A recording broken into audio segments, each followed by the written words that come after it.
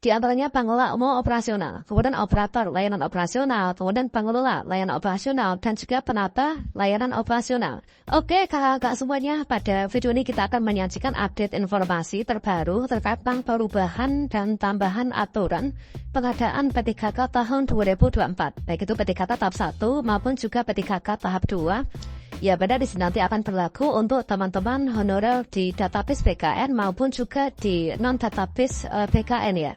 Tentunya inilah merupakan upaya untuk penuntasan honorer di tahun 2024. Nah, kira-kira bagaimana informasinya dan langkah kita berikutnya apa? Silahkan simak video ini sampai selesai. Baiklah teman-teman semuanya, seperti yang kita ketahui bahwasannya sama halnya dengan yang telah disampaikan oleh Ibu Menpan RP ya, bahwasannya untuk dasar hukum pengadaan ASN tahun 2024 ini adalah terdapat 3 Kepmen pada RP yang mengatur untuk pengadaan P3K teknis, guru, dan juga P3K tenaga kesehatan. Ya, pada penggunaan dari di sini Kepmen pada RP ini adalah untuk menuntaskan yaitu di pasal 6 Undang-Undang ASN ya, yaitu tahun 2003 inilah Undang-Undang nomor 20. Dan seperti yang kita ketahui bahwasannya untuk pengadaan seleksi P3K 2024 di sini adalah dibagi ke dalam 2 jadwal, yaitu jadwal seleksi tahap 1 dan jadwal seleksi tahap 2. Ya, pada untuk jadwal seleksi tahap 1 yang kemarin telah dibuka tanggal 1 sampai dengan tanggal 20 Oktober 2024, itu adalah bagi teman-teman yang XDHK 2, pelamar prioritas, dan juga tenaga non-ASN terdaftar di database BKN. Misalkan untuk yang kemarin daftar di tahap 1 itu adalah P3K teknis, itulah XDHK 2 dan juga non-ASN terdaftar di database BKN. Sementara untuk P3K guru adalah untuk pelamar prioritas, yaitu guru lulus passing grade 221, kemudian DHK 2 dan juga non-ASN di database BKN dan juga aktif mengajar di instansi pemerintah.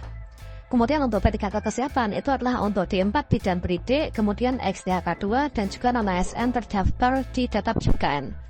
Jadi untuk kriteria ini itu mendaftarnya di P3K tahap 1 ya, yaitu tanggal 1 sampai dengan tanggal 20 Oktober 2024. Dan sedangkan untuk yang di jadwal tahap 2 yang berlangsung tanggal 17 November sampai dengan tanggal 31 Desember 2024, itu adalah untuk teman-teman kriteria P3K teknis, yaitu tenaga non-ASN yang aktif bekerja di instansi pemerintah atau yang tidak terdaftar di database BKN. Kemudian untuk P3K guru itu adalah guru honor sekolah negeri terdaftar di Dapodik minimal 2 tahun dan juga lulusan PPG Prajabatan. Sedangkan P3K tenaga kesehatan itu adalah untuk tenaga non-ASN yang tidak terdaftar di database BKN-nya, namun masih aktif bekerja pada instansi pemerintah. Jadi dari kondisi ini kita bisa mengetahui bahwasannya untuk jadwal pendaftaran dari seluruh kriteria pelamar P3K 2024 inilah dibedakan ya, dibagi ke dalam jadwal tahap 1 dan juga di jadwal tahap 2. Memang secara di sini kalau misalkan merujuk pada aturan sebelumnya yang telah ditetapkan bahwasanya jika kita di tahap 1 nggak lulus seleksi administrasi itu nggak bisa untuk ikut seleksi tahap 2 karena dianggap telah gugur ya. Namun ketika dilakukan evaluasi terhadap pengadaan ASN tahun 2024, di sini muncul berbagai macam isu, kemudian ada juga alternatif solusi serta diberikan tindak lanjutnya teman-teman. Tentunya dari isu alternatif solusi dan juga tindak lanjut merupakan salah satu upaya untuk penuntasan permasalahan honorer ya di tahun 2024. Nah, di sini dari isu yang muncul itulah keterbatasan anggaran sehingga pengusulan formasi itu belum optimal ya. Kemudian juga pelamar kurang teliti pada saat melakukan pendaftaran sehingga mereka itu adalah tidak lulus seleksi administrasi ya. Jadi banyak sekali teman-teman tahap 1 itu tidak lulus seleksi administrasi. Dan berikutnya di sini banyak juga teman-teman yang di sini tenaga non-ASN yang ternyata tidak melakukan pendaftaran ya. Ada juga tenaga non-ASN yang mendaftar P3K tahap 1 dinyatakan PMS oleh instansi pemerintah. Nah, berikutnya untuk alternatif solusi yang disampaikan itu adalah tenaga non-ASN yang dinyatakan PMS diberi kesempatan untuk mengikuti seleksi P3K di tahap 2. Dan juga non-ASN yang tidak lulus seleksi nantinya akan dipertimbangkan untuk menjadi yaitu P3K paruh waktu ya. Kemudian tindak lanjut ini sudah dilakukan ya oleh pemerintah, termasuk juga pengusulan P3K paruh waktu oleh PPK berdasarkan dari hasil pemetaan untuk tenaga non-ASN. Serta telah dilakukan coaching klinik, kemudian melakukan koordinasi antar kementerian terkait tentang permasalahan anggaran pengadaan P3K.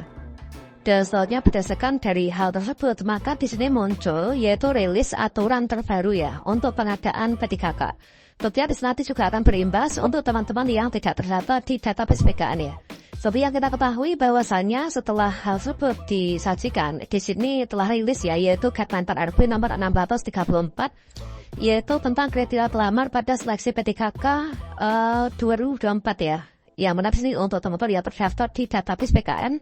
Nah, bahwasanya teman-teman yang terdaftar di database PKN dengan kriteria ini, yang pertama, yang tidak memenuhi syarat atau TMS pada seleksi P3K, seleksi administrasi P3K tahap 1, kemudian tidak memenuhi syarat atau PMS pada seleksi administrasi CPNS, kemudian yang belum melamar pada seleksi pengadaan P3K, begitu yang sudah melamar tapi belum meresume atau mungkin bahkan belum membuat akun.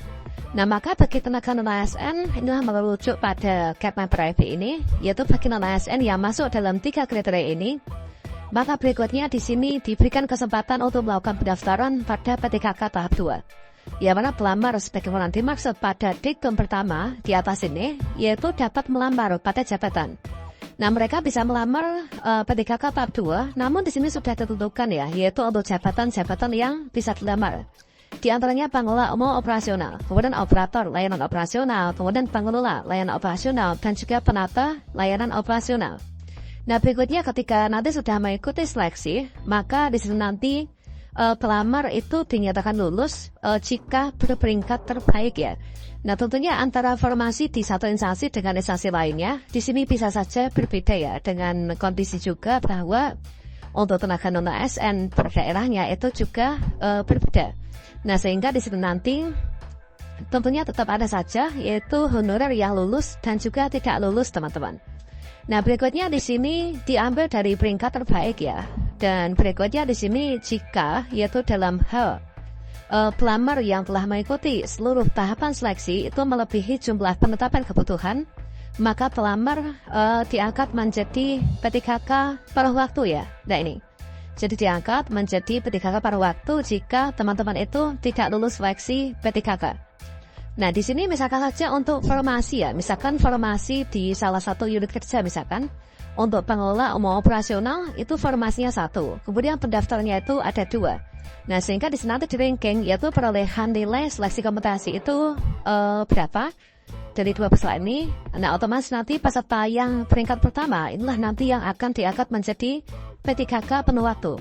Sedangkan yang di sini yang nomor 2 ini akan diangkat yaitu menjadi P3K paruh waktu ya.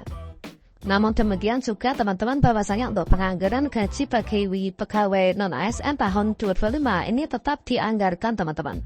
Seperti yang kita ketahui bahwasanya BKN dan KPPAB ini juga telah mengeluarkan surat edaran yaitu bahwasanya instansi pemerintah itu baik daerah maupun juga pusat ini diminta tetap menganggarkan gaji pegawai non-ASN ya yang sedang mengikuti proses seleksi hingga nantinya diangkat menjadi ASN. Kemudian juga di sini apabila jumlah pegawai non-ASN yang telah mengikuti seluruh tahapan seleksi namun ternyata melebihi jumlah kebutuhan, maka pegawai non-ASN itu dapat diangkat untuk menjadi P3K paruh waktu serta di sini sehingga yaitu anggaran P3K paruh waktu itu nanti tetap disediakan ya, yaitu oleh pemerintah daerah.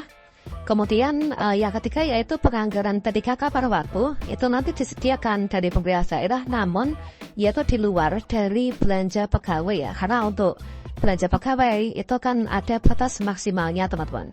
Dan selanjutnya di sini kalau misalkan kita cek bahwasanya untuk pertimbangan dari penataan tenaga non-ASN ini berdasarkan masukan dari DPR dan juga stakeholder ya, yaitu di sini menghindari sebisa mungkin PHK massal. Kemudian tidak mengurangi jumlah pendapatan yang diterima saat ini, kemudian hindari pembengkakan anggaran, kemudian juga sesuai dengan regulasi yang ada. Ini tentunya salah satu informasi kebijakan baru yang sangat menguntungkan teman-teman honorer. Sedangkan untuk P3K guru sendiri di sini juga mengeluarkan regulasi terbaru yaitu siapa saja tenaga non-ASN atau guru non-ASN ya bekerja di instansi pemerintah yang bisa melakukan pendaftaran. Ya, mana bagi mereka yang di sini sebenarnya memenuhi syarat ya merasa bahwa memenuhi syarat ini bisa diusulkan yaitu untuk bisa mendaftar P3K tahap 2 yaitu melalui RTG, teman-teman. Ini salah satu upaya untuk penuntasan honorer di tahun ini. Demikian, semoga bermanfaat ya. Semoga tahun ini kita diangkat semuanya.